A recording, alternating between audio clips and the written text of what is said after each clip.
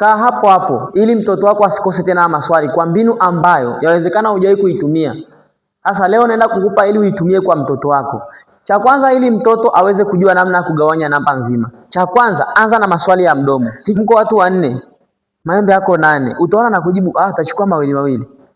Pale yuko ana load mpaka mwisho wa siku atakupa jibu. Swali ambalo ni kepesi kwako wewe, lakini ila mtoto ile akuelewe namna ya kugawanya namba. Anza na dhana nyepesi hizi ambapo wewe utakapokuwa unaanza kugawanya, usianze na kugawanya kwa namba kubwa.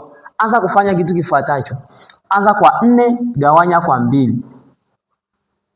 Mtoto haka kitu sio kwamba hajui, anakajua, ila fanya hiki kitu tena kwa andike kabisa kwa mfumo huu na apange kabisa orodha ya pili. Sio mwambie aanze kuzidisha 2 mara moja. No, apange orodha yote. Lengo la kumpa apange orodha yote ni kumpa ile experience ya baadaye. Ukija kumpa namba kubwa au alishajua tayari kupanga orodha. Sio namwambia zidisha pembeni, jaribu mara kadhaa. Sio kujaribu. Anza na haka mpaka tuende kwenye dhana nyingine. Utaona mfano wa pili ukoje. Anza na 2, mwambie azidishe 2 kama hivi. Anatakiwa kuipanga kuanzia 0 mpaka mara 9 na asizidi 9. Tunasema anze 0 mpaka 9 kwa sababu majibu tunaowekaga hapa tunaweka tarakimu moja, single digit, ambapo hapa tunaamini kuanzia 0 mpaka 9 hapa katikati tumepata majibu. Usijali kwamba mtoto wako hajui kuzidisha ndio maana hawezi kugawanya wala kupanga orodha.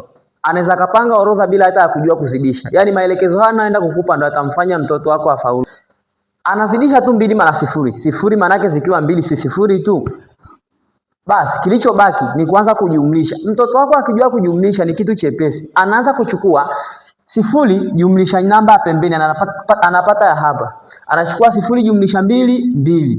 2 jumlisha 2, anakuwa anajumlisha 2 jumlisha 2, 4. Tukumbuke kwamba jibu la hapa linategemea hapa juu. Kama hapa hakuna namba, maana yake hutapata hapa, kwa sababu ili tupate namba ya hapa lazima tuchukue namba ya juu tujumlisha pembeni. Kwa mwelekeze, yani hata kama mmempa single digit iko ndani, fanya mwambie apange orodha ili experience hata unapompa maswali yale magumu aje aelewe namna ya kufanya. Kwa cha kufanya, mwambie tunaweka alama ya kuzidisha. Haya, kwa nini tunaweka? Muulize swali. Wewe unafikiri kwa nini tunaweka hapa? Mwambie load.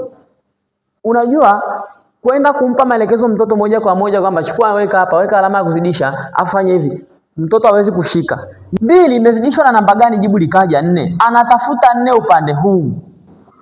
Akishaona tu 4 hapa imezidishwa, 2 imezidishwa na 2, mwambie basi 2 ndio jibu la hapa. Mwambie ukichukua hii 2, jibu lake la upande ule ndio unaliweka hapa. Baada hapo unatoa. Kwa nini tunatoa? Tunatoa ili tujue ni kiasi gani kilibaki. Na hapa tumegundua